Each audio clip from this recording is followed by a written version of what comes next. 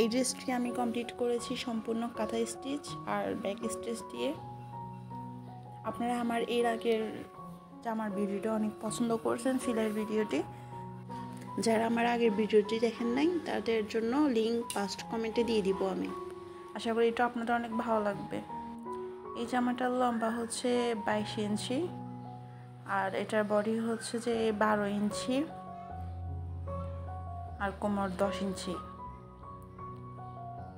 প্রথমে আমি জামাটা ড্রয়িংটা খাতায় করে ফেললাম, এতে অনেক সুবিধা হয়। ড্রয়িংটা খাতায় করে এরপর এটা চাপ দিয়ে আঁকা যায়। তো এইভাবে আমি প্রথমে আপনারা ড্রয়িংটা খাতায় আর্ট করে ফেলবেন।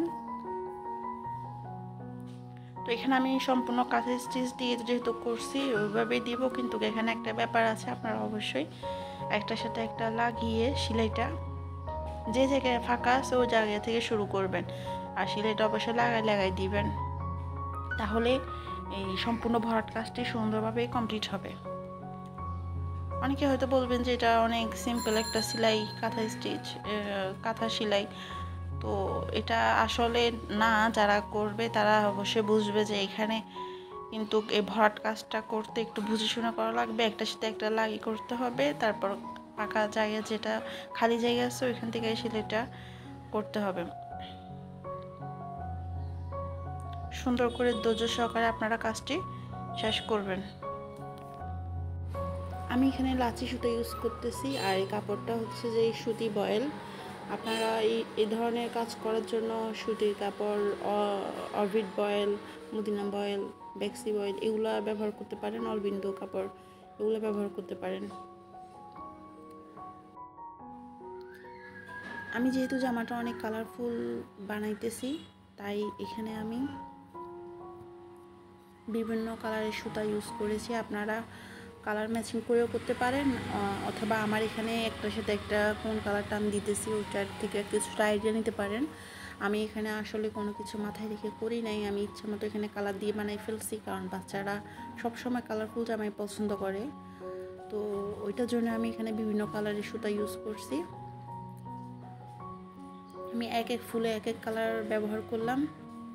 আপনারা একটা নির্দিষ্ট মাপ বা নির্দিষ্ট একটা সীমা রেখেও করতে পারেন।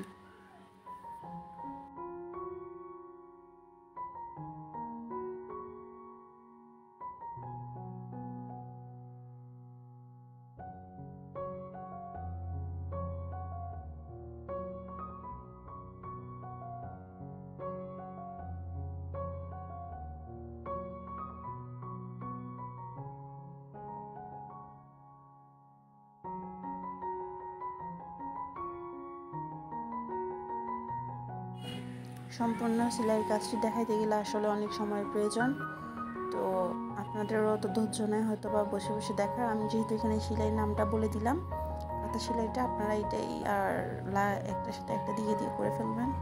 সব কয়টা কাজ তো দেখানো সম্ভব না, আপনারা ডিজাইনটা দেখে আর কীভাবে করতেছি ওইটা দেখে আপনারাও তৈরি করে ফেলতে পারবেন। সবগুলা কাজ দেখাইতে গেলে দেখা যায় যে ভিডিওটা অনেক লম্বা হয়ে যায়।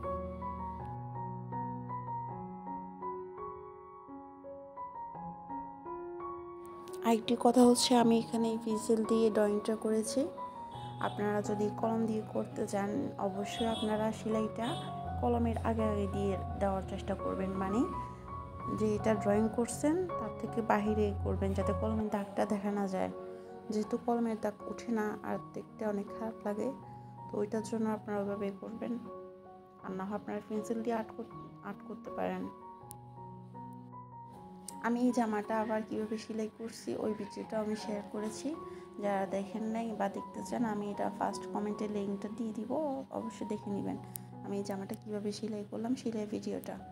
আর এই জামাটি 2 থেকে 2.5 বছরের বাচ্চা খুব সুন্দরভাবে পরতে পারবে।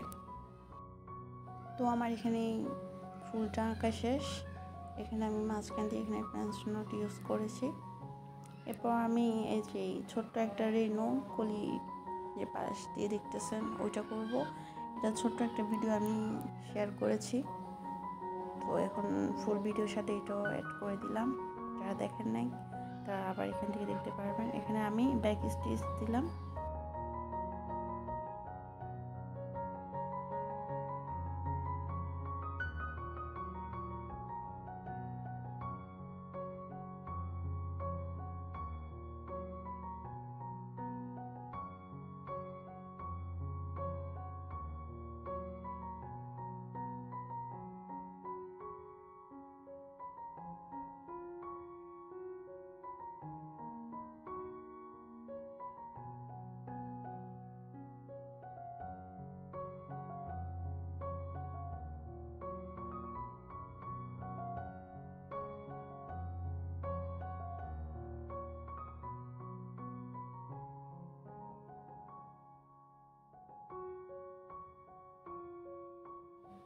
তো এখানে আমার ঢালের কাজটা শেষ। এরপর আমি এখানে এই গোলাপি কালারের একটা সুতা দিয়ে এখানে লেজি ডিজি স্টিচটা দিব।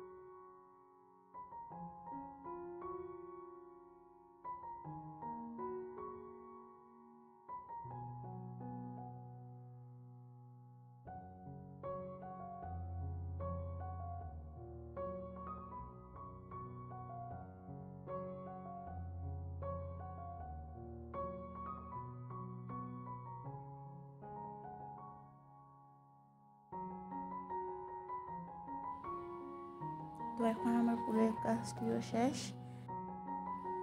তো আমি এখন ফুলগুলোর পাশে ব্যাক স্টিচ দিয়ে একটু কভার করে দিব, যাতে এগুলা যে কীরকম ফিনিশিং লাগতেছে না। তো আমি এখানে যদি একটা বর্ডার করে দিই সুন্দর করে, তাহলে ফুলগুলা ফুলের মতো লাগবে, ফিনিশিং হবে সুন্দর বাকিগুলোর মতো।